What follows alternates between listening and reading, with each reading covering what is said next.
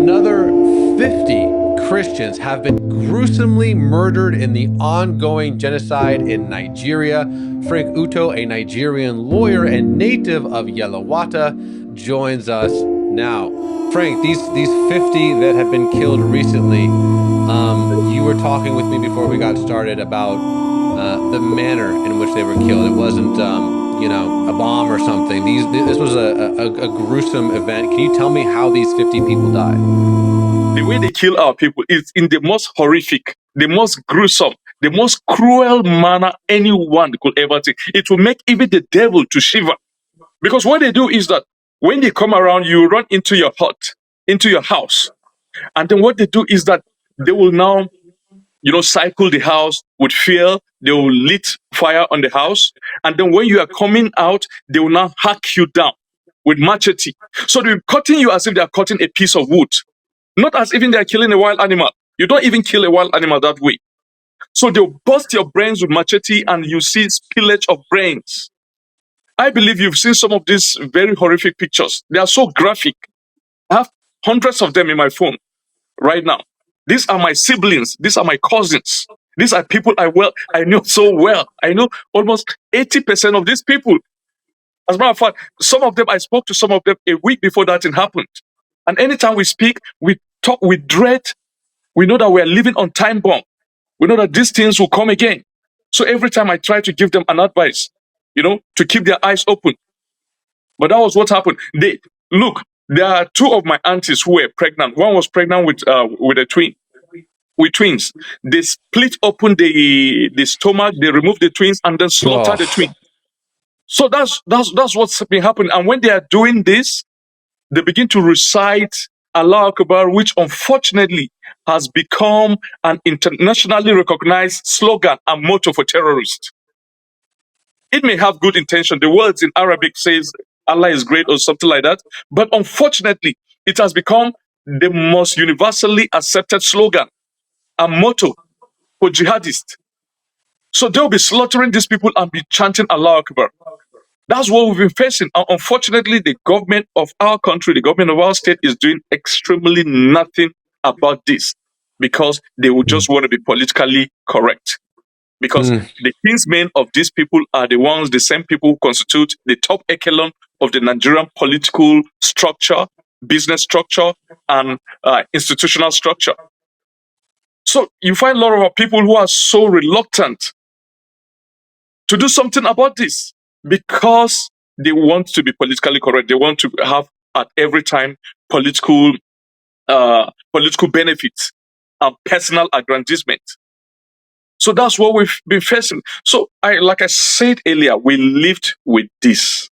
We've been living with it before now. Do you know that before the incident, I'm sorry, maybe I may be digressing, but before the incident of June 13 and 14, before that massacre, 2 weeks earlier,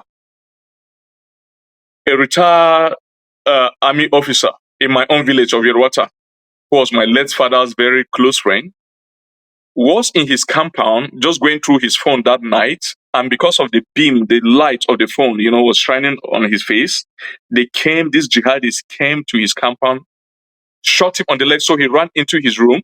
So, we're very poor people. Our houses are made from mud. We don't have houses made of strong bricks. Many of our houses, we don't even have window frames. So like in his own window frame, what was there was just a mosquito net.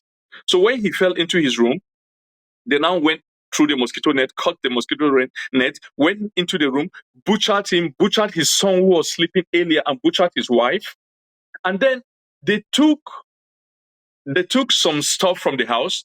And do you know the next day in Uday, a neighboring community to us, that's our ward headquarters, Uday, which was like 5 kilometers away from Yerwata, a village woman was going to the farm to fetch firewood, and she saw one of these jihadis, the Fulani, with blood stains on his clothes.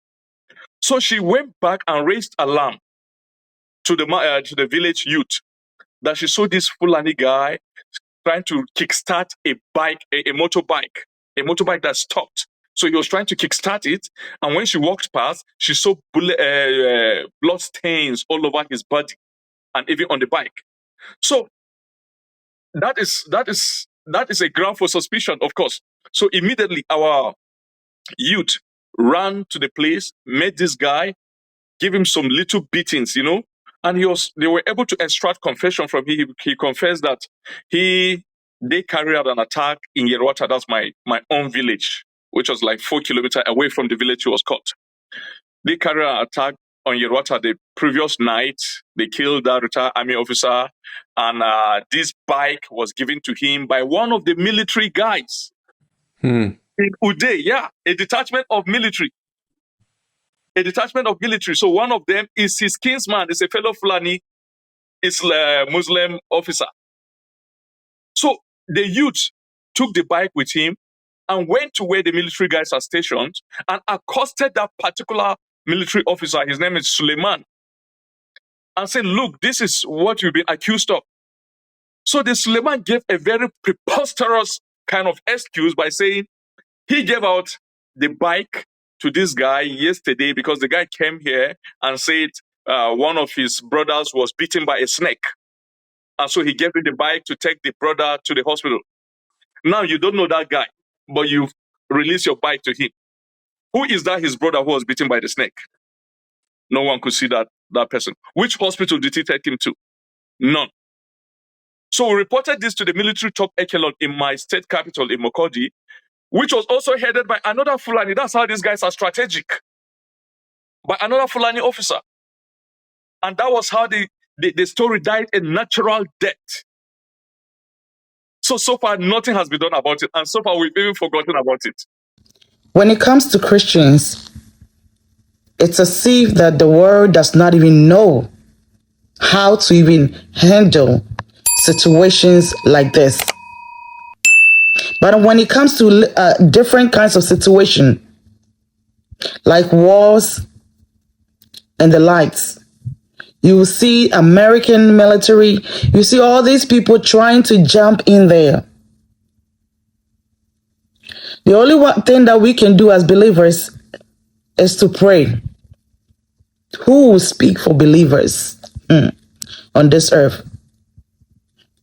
It's only God that can help us, because these people are not ready. Nobody's ready. The government is not even ready to assist in any form in Nigeria. Please, if you are trying to go to Nigeria, advise yourself.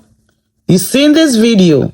If you're trying to go to the northern part of Nigeria and you're a believer in Christ, please, it's better to stay away.